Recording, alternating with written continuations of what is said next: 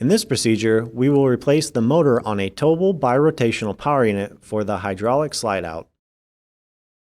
The tools needed for this procedure are an electric drill, appropriate bit, 5/16 inch socket, and a 1/2 inch wrench.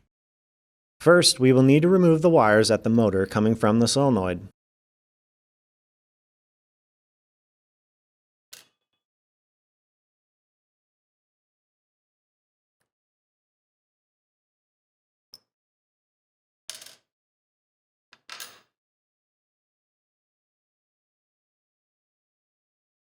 After that, we remove the mounting bolts attaching the motor to the pump.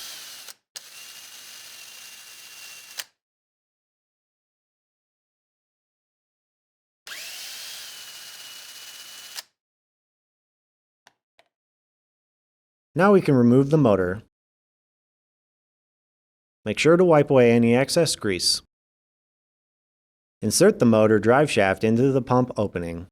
Insert new motor into pump and install with the mounting bolts.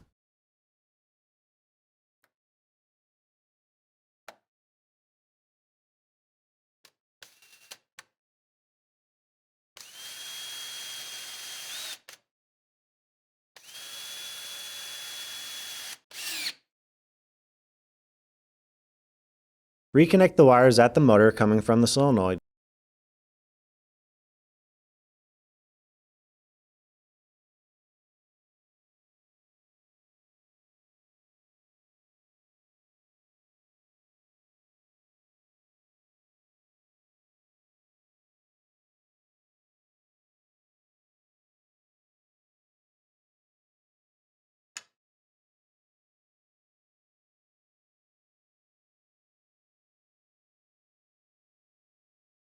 This completes the procedure for replacing the motor on a Towable Bi-rotational power unit for the hydraulic slide-out.